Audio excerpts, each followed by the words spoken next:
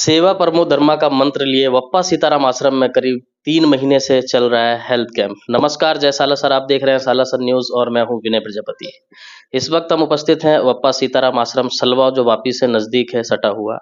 आप देख सकते हैं कि समय की मांग के हिसाब से आए दिन जिस तरीके से बीमारियां बढ़ती जा रही हैं और जो लो कैटेगरी के यानी कि मध्यम वर्ग के भी लोग हैं, कहीं ना कहीं अपनी बीमारी को सरकारी अस्पताल तक ले जाकर सीमित रख देते हैं। कहीं ना कहीं जो बड़े डॉक्टर होते हैं, जो बीमारी को बहुत अच्छे से पकड़ सकते हैं, उन तक नहीं पहुंच पाते। लेकिन वप्पा सीताराम आश्रम और यहाँ के ट्रस्ट विमल भाई और डॉक्टरों के सहयोग से जो लगभग 3 महीने से यहाँ पर जो कैंप लग रहा है, वहाँ पर लगातार कोई ना कोई उस सेवा का लाभ भी ले रहा है। तो हमारे बीच में डॉक्टर राहुल जी मौजूद हैं, उनसे बात करेंगे। डॉक्टर साहब, ये इस तरीके की सेवा कब से कर रहे हैं आप? मैंने जब मुझे फ़ोन आया गया नियर अबाउट 4 महीने पहले, तब कैसा ऐसा ट्रस्ट से आयोजन हो रहा है क्लिनिक का, मैंने बिना कुछ सोचे उनको बोला कि आप आगे बढ़ो और मेरा पूरा सहयोग रहेगा। इससे पहले भी इस तरीके की कहीं पे सेवा दी हुई है? जी, इसके पहले मैं जाता था एक यूपी में प्लेस है बाराबंकी करके, वहाँ पे हर साल में जनवरी महीने में 3 to 4 days सर्जिकल ऑपरेशन का कैंप होता है। वहाँ पे निस्वार्थ भाव से हम 10 सर्जनों की टीम है, जो ऑल ओवर इंडिया से है। कोई डॉक्टर उदयपुर से है, कोई कोलकाता से है। हम 10 लोगों की टीम हर साल में जनवरी महीने में 3 to 4 days वहाँ पे निःशुल्क सर्जिकल कैंप करते हैं। उसके अंदर हम नियर अबाउट 200 से 300 ऑपरेशन फ्री में करके देते हैं। तो आप जो डॉक्टरी लाइन में है, लगभग कितने साल से सर्विस दे रहे हैं? मैं सर्विस दे रहा हूँ 2018 से, जो मेरा स्टार्ट हुआ था। पहले मैं उदयपुर में था, उसके बाद मेरा वापी आना हुआ। वापी में 3 साल से प्रैक्टिस कर रहा हूँ। अभी मैं हरिया एलजी रोटरी हॉस्पिटल में consultant laparoscopic laser and minimal access surgeon के रूप में सेवाएं दे रहा हूँ। लगभग अभी तक कितने ऑपरेशन कर चुके होंगे आप? लगभग अंदाजे से तो बोल नहीं पाऊंगा मैम, तो भी करीबन 5 से 6 हज़ार के आसपास ऑपरेशन हो गए होने चाहिए मेरे। ऐसा कोई अनुभव के ऑपरेशन करते हैं तो काफी डर भी रहता है, लेकिन 5-6 हजार हो गए तो काफी ज्यादा अनुभव हो चुका होगा। लेकिन हम लोग कभी एक छोटा सा कट देख ले तो डर रहता है भाई, कोई गंभीर बीमारी हो सकती है, डर पैदा हो जाता है। तो आपके लाइफ का ये 5-6 हजार ऑपरेशन में कोई ऐसा अनुभव जिसमें कोई बड़ी दिक्कत आई हो? बेसिकली कैसा होता है, जो प्रत्येक ऑपरेशन होता है हमारे लिए, उसके पहले एंजाइटी होती है। छोटे से छोटा ऑपरेशन हो, बड़े से बड़ा ऑपरेशन हो, हमको पहले एंजाइटी होती है। और वो एंजाइटी अच्छी है कि जो हमारा पेशेंट के प्रति समर्पित भाव रहता है, उसकी वजह से वो एंजाइटी आती है। उसकी वजह से फायदा ये है कि ऑपरेशन के बाद का रिजल्ट भी अच्छे से निकल के आता है। पेशेंट की जो कंडीशन है उसको हम अच्छे से समझ पाते हैं। इसके लिए जो एंजाइटी और प्रेशर होना हमारी फील्ड में जरूरी है, वो इन अ गुड वे।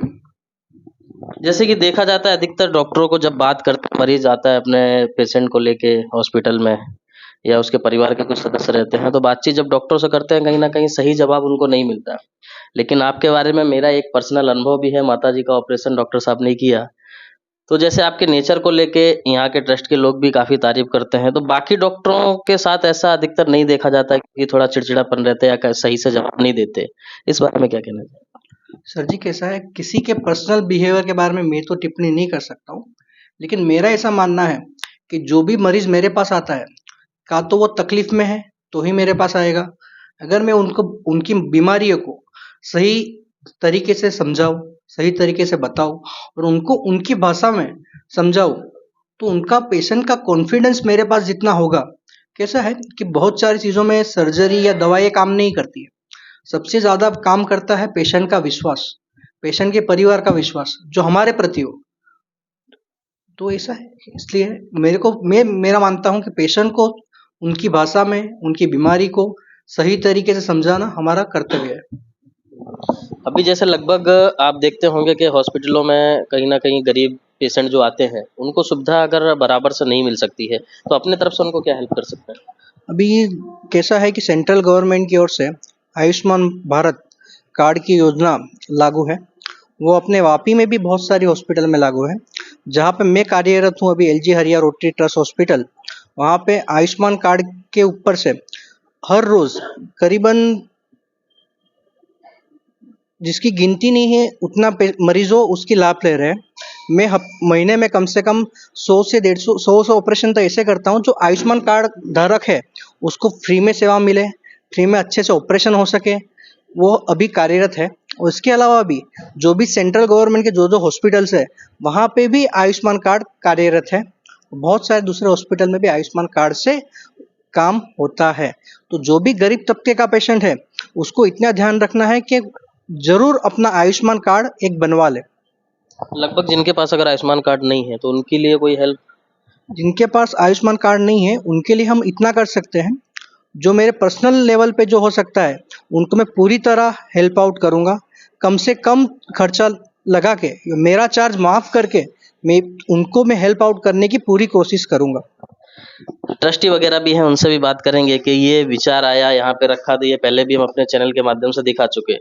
हाल ही में अभी एक कोई ऐसा कार्यक्रम भी होने वाला है 21 या 22 तारीख को, उसके बारे में कोई जानकारी? 21 तारीख को यहाँ पे भजन का आयोजन हो रहा है। उसमें नामचीन सब भजनिक आ रहे हैं और उसमें 4-5 कलाकार बड़े बड़े हैं वो आ रहे हैं। तो 21 तारीख को रात को 9 बजे से स्टार्ट है, तो फिर वो कंटिन्यू चालू रहेगा जब तक भक्तजन और जो भजनिक है उनका बना रहे तब तक। क्या है 21 तारीख को कोई खास दिन? 21 तारीख को शनिवार होता है, उस दिन है। मतलब 21 तारीख को कोई खास दिन है या फिर ऐसे ही नॉर्मल? नहीं, नॉर्मल दिन है। खास दिन तो पूनम था, अपना चला गया। उस दिन तो अपना ब्लड डोनेशन कैंप था, तो वहाँ डोनेशन में काफ़ी भक्तों ने अपने ब्लड दिए और सेवा दी, जो सभी को काम आने वाली है।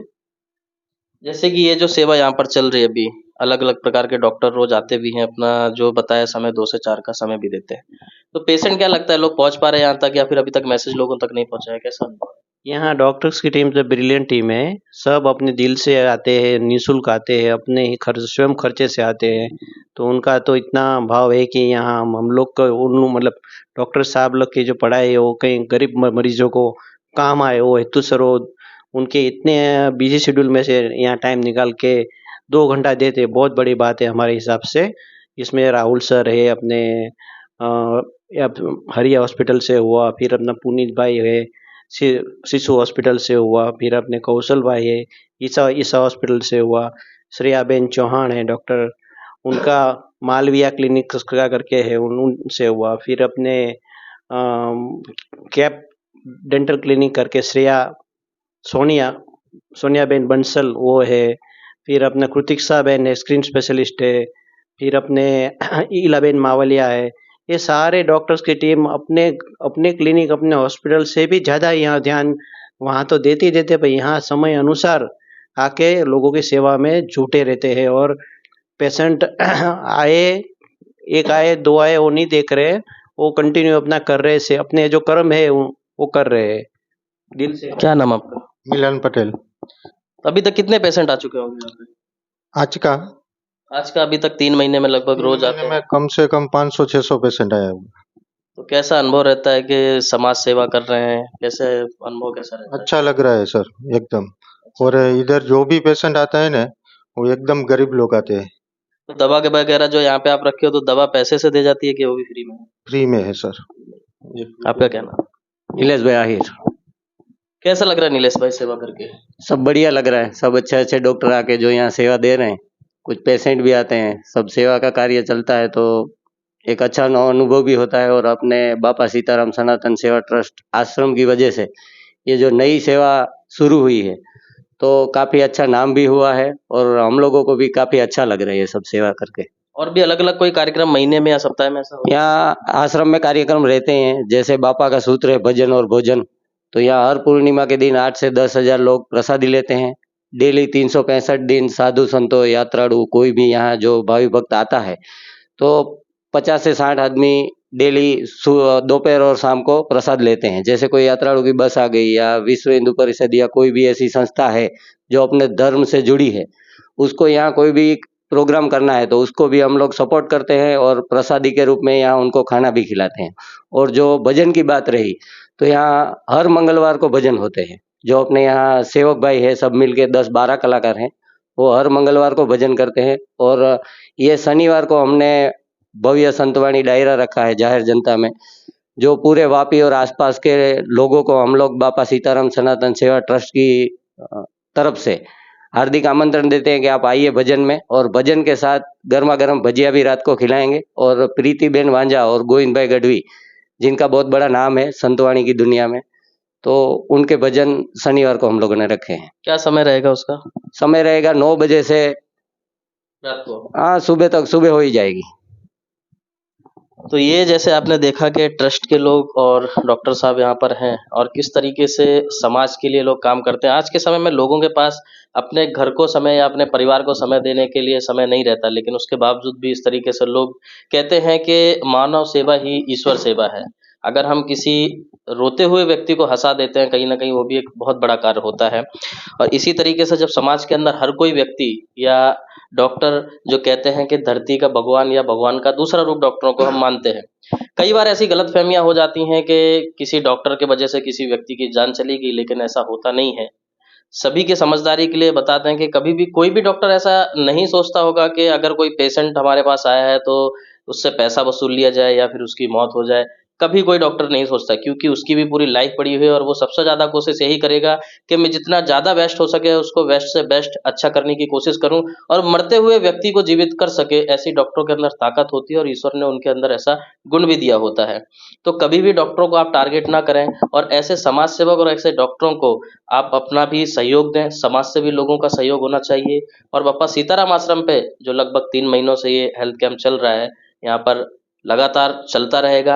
अच्छी सेवा यहाँ पर दी जा रही है। तो वापी या वापी के आसपास के लोग, जहाँ तक ये मैसेज पहुँचेगा, वो लोग 2 से 4 बजे के बीच में कभी भी यहाँ पर अपनी जो बीमारी है वो आकर दिखा सकते हैं। ये खबर भी हम लगातार आप तक पहुँचाते रहेंगे। कोई भी आपको जानकारी चाहिए रहेगी तो उसमें मोबाइल नंबर भी दिया जाएगा। आप जुड़े रहिए हमारे साथ और देखते रहिए सालासर न्यूज़।